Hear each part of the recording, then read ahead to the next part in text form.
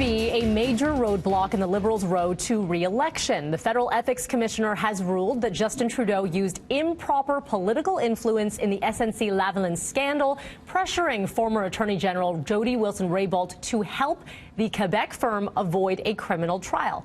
But the PM insists he was trying to protect Canadian jobs. Essential that we do that in a way that defends our institutions, that upholds prosecutorial independence.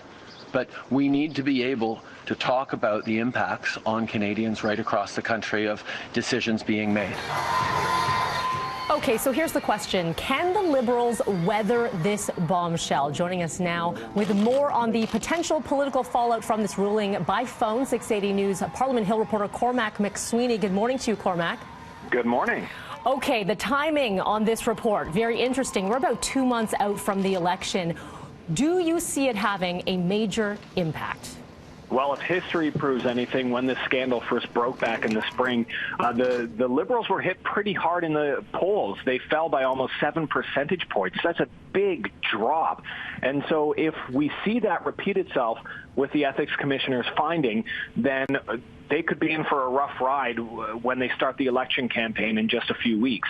But a lot of this has already played out. A lot of the arguments politically have already been made for months and months and months now. So there is a chance that this doesn't hit the Liberals as hard as it did the first time around, because people's entrenched opinions on this matter, whether they support the Prime Minister or they're with the opposition saying this stinks, this will just solidify their opinions. They're either going to still support the Prime Minister on this or still support the opposition, or they might be sick of this whole scandal altogether and base their vote on something else. So we'll have to wait and see how this plays out, because it could either, draw some more people to bring some pain to the Liberals, or just not really hit them at all.